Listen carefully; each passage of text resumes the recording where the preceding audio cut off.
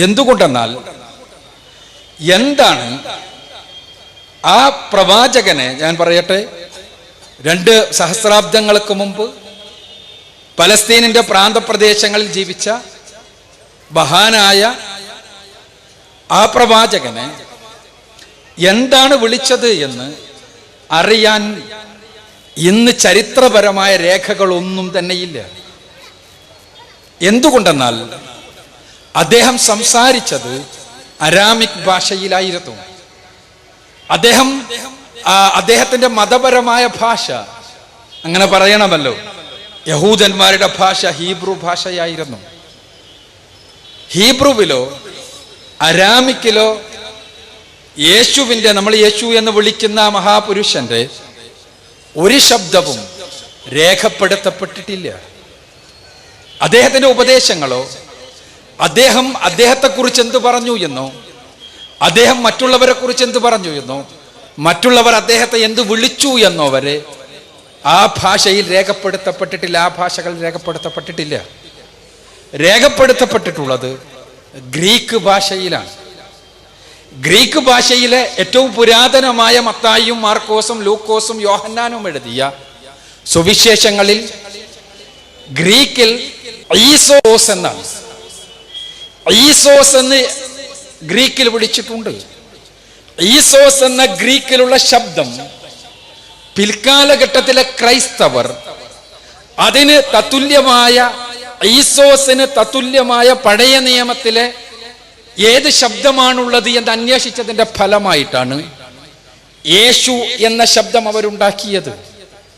യേശു എന്നത് യഹോവ ഷു എന്നാണ്, എന്നതിന്റെ അടിസ്ഥാനത്തിലാണ്, അല്ലെങ്കിൽ യഹോ ഷു എന്നാണ് എന്ന് മനസ്സിലാക്കിയതിന്റെ, എന്ന് വിചാരിച്ചതിന്റെ അടിസ്ഥാനത്തിലാണ് എൻ്റെ സുഹൃത്ത് പറഞ്ഞതുപോലെ ദൈവത്തിന്റെ നിന്നുള്ള വിമോചനം, ദൈവത്തിന്റെ രക്ഷ എന്നാണ് യേശു എന്ന ശബ്ദത്തിന് അർത്ഥമെന്ന് പിൽക്കാലഘട്ടത്തിലെ ആളുകൾ പറഞ്ഞിട്ടുള്ളത്.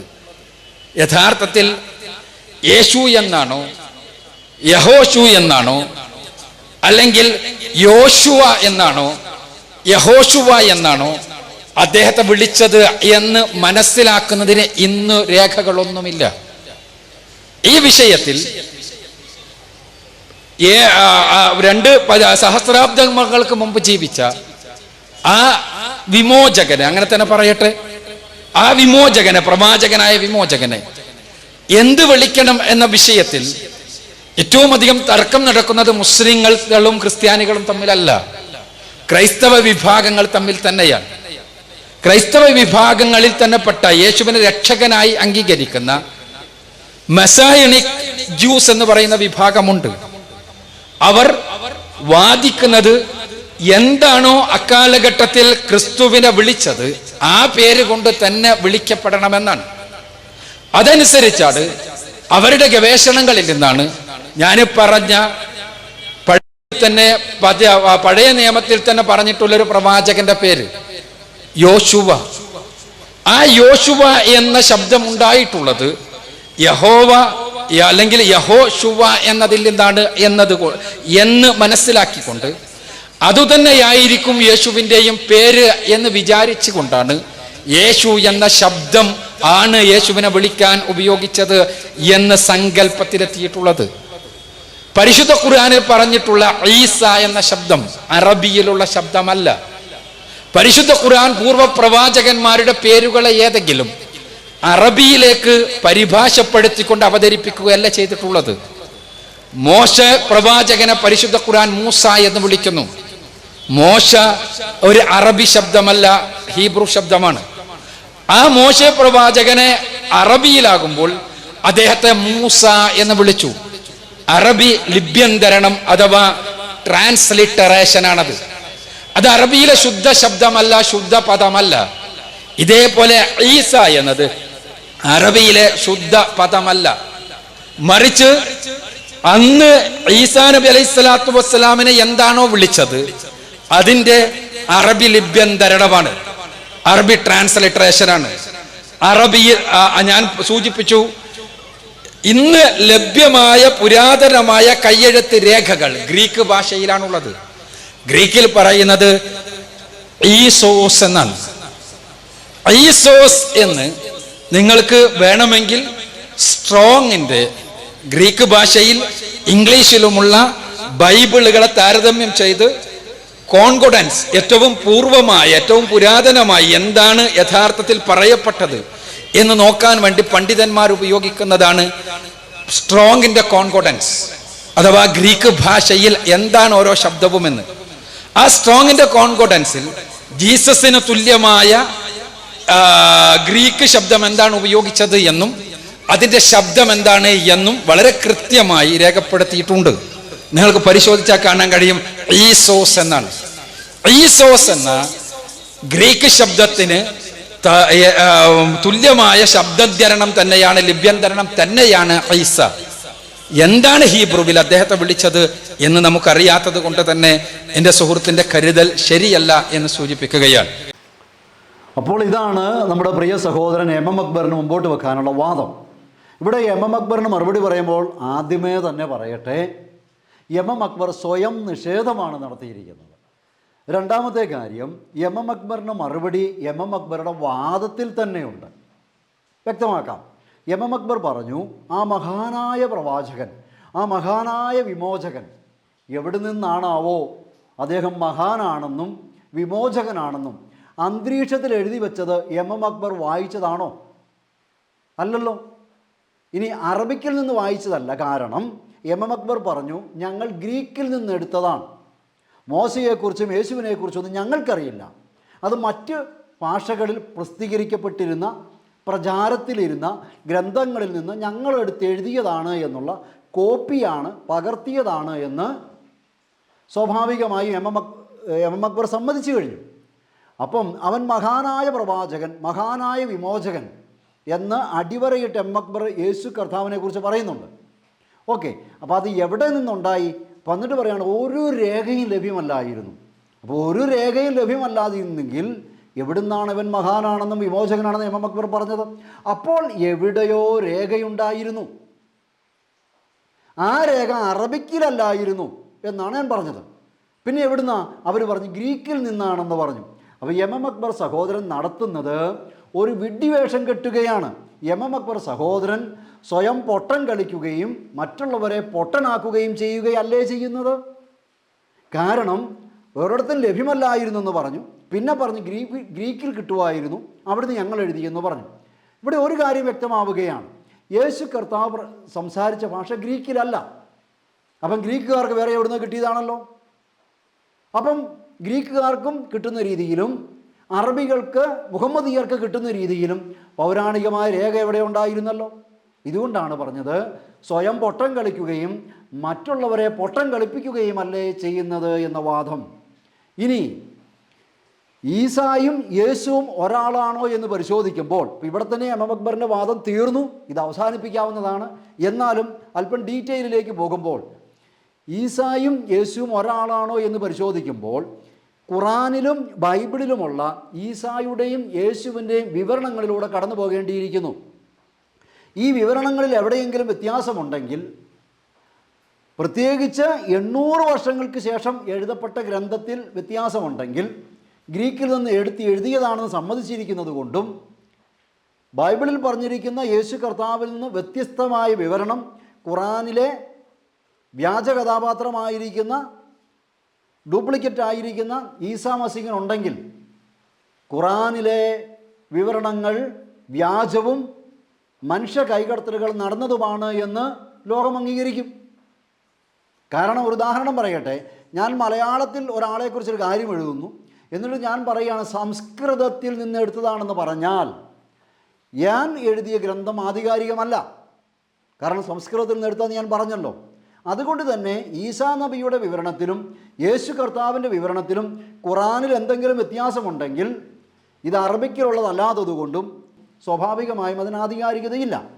ഇനി വിവരണങ്ങളിലേക്ക് വരും. നമുക്കിങ്ങനെയാണ് ഖുറാനിലെ ഈസ അൽ മസീഹിനെ നമുക്കിങ്ങനെ കാണാം. 43-ാം അധ്യായത്തിൻ്റെ 61-ാം വാക്യം അനുസരിച്ച്, 43-ന്റെ 61 അനുസരിച്ച് അന്ത്യകാല വിധികർത്താവും ജസ്റ്റ് റൂളറുമാണ് ഈസ. അന്ത്യകാല വിധികർത്താവും ജസ്റ്റ് റൂളറുമാണ് ഈസ. അതിന് തെളിവായിട്ട് Ibn Kathir volume number 8 page 654 ഈ ഖുറാൻ 43-ന്റെ 61-ന്റെ വ്യാഖ്യാനമുണ്ട്. ഈസാ അൽ മസിഹ് അന്തിവിധിയാളനും രാജാവുമാണ്, ജസ്റ്റ് റൂളർ ആൻഡ് കിങ്.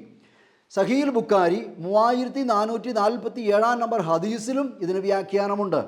ഇനി ഈസാ അൽ മസിഹ് മരിച്ചിട്ടില്ല എന്ന് ഖുറാൻ 5-ാം അധ്യായത്തിൻ്റെ 110, 116, 4-ാം അധ്യായത്തിൻ്റെ 158 അടക്കം നിരവധി വാക്യങ്ങളിൽ ഈസാ അൽ മസിഹ് മരിച്ചിട്ടില്ല എന്നും അള്ളാഹുവിൻ്റെ അടുക്കലുണ്ട് എന്നും അള്ളാഹു ചെയ്ത എല്ലാ പ്രവൃത്തികളും ചെയ്തവനാണ് എന്നും ഖുറാൻ സാക്ഷ്യപ്പെടുത്തുന്നു.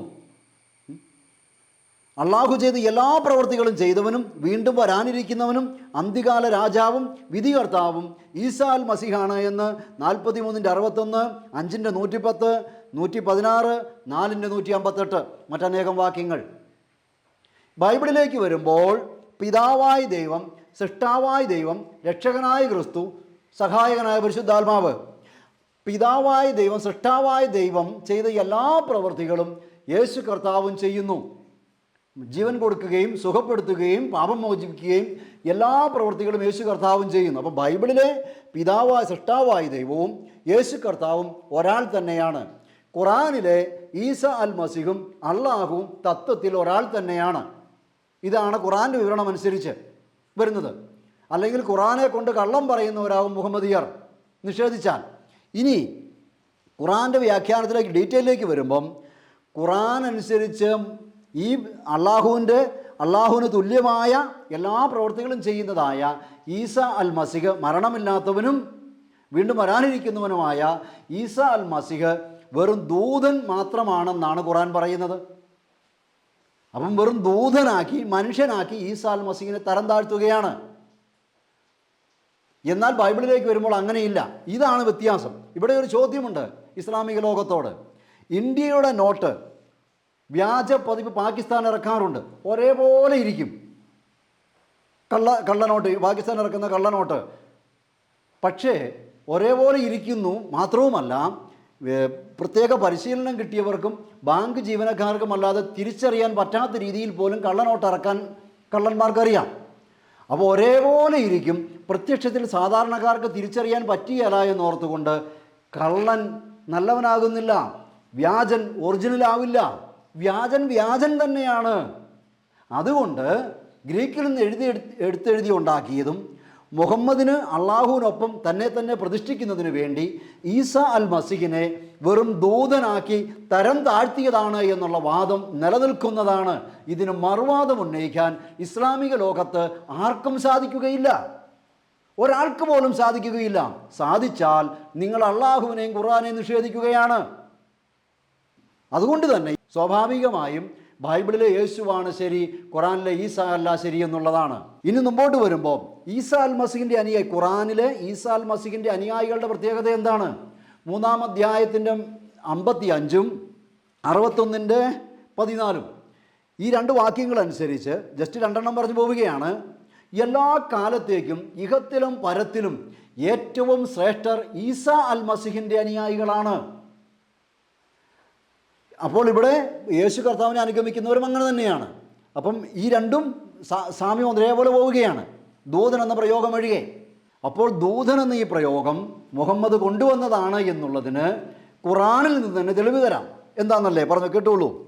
ഖുറാൻ 3-ാം അധ്യായത്തിൻ്റെ 185 അനുസരിച്ചും അതോടൊപ്പം തന്നെ 21-ാം അധ്യായത്തിൻ്റെ 34-35 വാക്യങ്ങൾ പരിശോധിച്ച് നോക്കാൻ ഇസ്ലാമിക ലോകത്തെ ഞാൻ ക്ഷണിക്കുകയാണ്. അതിലിങ്ങനെയാണ് പറയുന്നത്, എല്ലാ ദേഹവും മരിക്കും. ഇസ്ലാമിക ലോകം ശ്രദ്ധിക്കണം, നിങ്ങളുടെ ഖുറാനിൽ നിന്നുകൊണ്ടാണ് പറയുന്നത്. എല്ലാ ദേഹവും മരിക്കും. 4-ന്റെ 158 ഈസാ അൽ മസിഹ് മരിച്ചിട്ടില്ല. നീയും മരിക്കും, അവരും മരിക്കും. 39-ന്റെ 30 ഈസാ അൽ മസിഹ് മരിച്ചിട്ടില്ല. 4-ന്റെ 158. 43-ന്റെ 61 അവൻ വീണ്ടും വരും. ഇനി ഒരു മനുഷ്യനും നാം അനശ്വരത നൽകിയിട്ടില്ല. Please note the point. ഒരു മനുഷ്യനും ഞാൻ അനശ്വരത നൽകിയിട്ടില്ല. സോ നീ മരിച്ചെങ്കിലെന്ത്? നന്മതിന്മകൾ നൽകി ഞാൻ നിങ്ങളെ പരീക്ഷിക്കുകയാണ്, അന്ത്യവിധി നാളിൽ നിങ്ങൾക്ക് ഫലം ലഭിക്കും. അപ്പോൾ നന്മതിന്മകൾ നൽകി പരീക്ഷിക്കപ്പെട്ടവനും മരിക്കുന്നവനും അന്ത്യവിധി കാത്തു കഴിയുന്നവനുമായ മുഹമ്മദ് എങ്ങനെ അള്ളാഹുവിന് തുല്യനായ ഈസ അൽ മസിഹിന് ബദലായി മുകളിൽ തന്നെ പ്രതിഷ്ഠിച്ചു എന്ന് നിങ്ങൾ ചിന്തിക്കണം. അതുകൊണ്ടാണ് ഈസ അൽ മസിഹ് എന്ന് പറയുന്നത് വ്യാജനാണ് എന്ന് ഞാൻ പറയാൻ കാരണം. വെറുതെ പറയുകയല്ല, ഇതെല്ലാം ഇസ്ലാമിക ലോകം അംഗീകരിക്കുന്ന ഖുറാൻ എന്ന് പറയുന്ന ഒരൊറ്റ ഗ്രന്ഥത്തിൽ നിന്നുകൊണ്ടാണ് സംസാരിക്കുന്നത്. അല്ലെങ്കിൽ നിങ്ങൾ നിഷേധിക്കും. അതുകൊണ്ട് ഇത് കേൾക്കുന്ന എം എം അക്ബർ സഹോദരൻ യേശു കർത്താവാണ് ശരിയെന്ന് മനസ്സിലാക്കിക്കൊണ്ട് വൈകാതെ തന്നെ തൻ്റെ അന്വേഷണം യേശുവിൽ എത്തുമെന്ന് പ്രതീക്ഷിക്കുകയാണ്. സത്യസന്ധമാണെങ്കിൽ, തക്കിയല്ലെങ്കിൽ.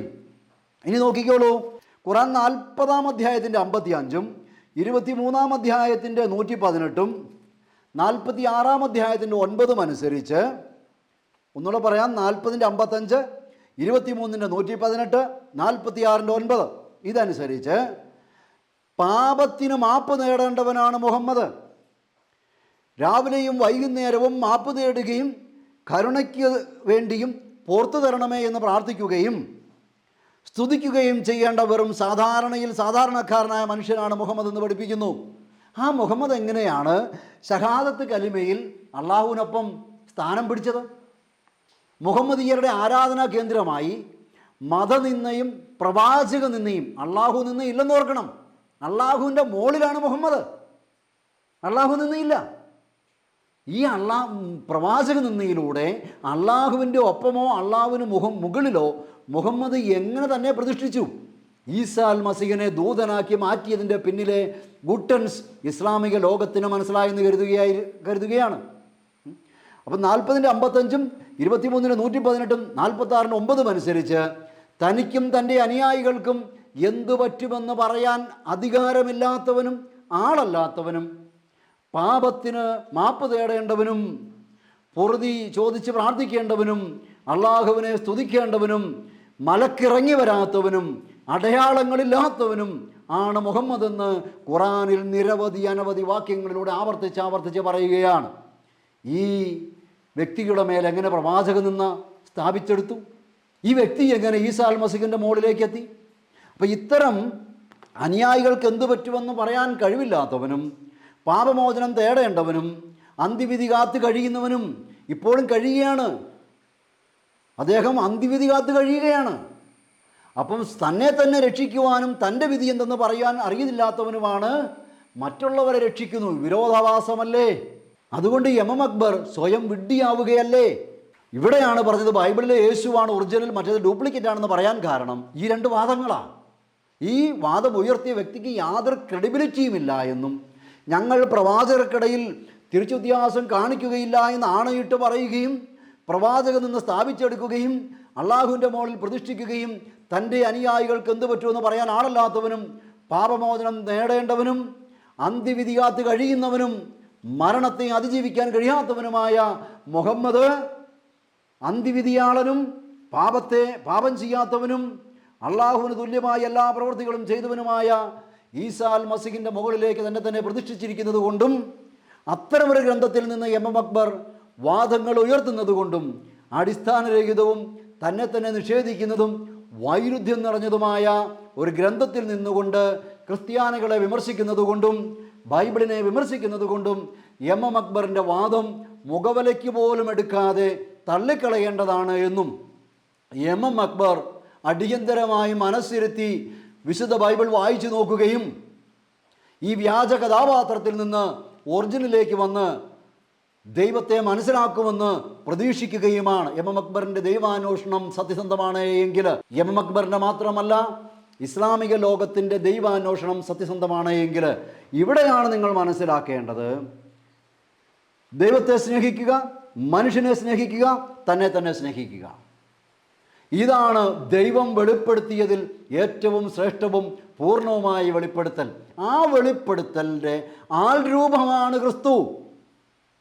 ആ ക്രിസ്തുവിനെ വെറും ദൂതനാക്കി വ്യാജനുണ്ടാക്കി വെച്ചിട്ട് എം എം അക്ബർ സഹോദരൻ ചോദിക്കുവാണ്, ഈശായും യേശുവും ഒരാളാണോ എന്ന്. സഹോദര, ഈശായും യേശുവും ഒരാളായിരിക്കേണ്ടതാണ്, പക്ഷെ നിങ്ങൾ ആക്കിയില്ല. കള്ളത്തരം കാണിച്ചു. എന്തിനു വേണ്ടി? മുഹമ്മദ് എന്ന മനുഷ്യനെ ആരാധിക്കുകയും പൂജിക്കുകയും ചെയ്യുന്നതിനു വേണ്ടി നിങ്ങൾ യേശുവിനെയും ഈശോയെയും രണ്ടാക്കി, ഈശായേനെയും യേശുവിനെയും രണ്ടാക്കി മാറ്റി അവിടുന്നും ഇവിടുന്നുമൊക്കെ കോപ്പി അടിച്ചുണ്ടാക്കി വെച്ചിരിക്കുകയാണ്. ഈ സത്യം ഗ്രഹിക്കുവാൻ ഇസ്ലാമിക ലോകത്തിന് സാധിക്കട്ടെ എന്ന് ആഗ്രഹിച്ചു നിർത്തുന്നു.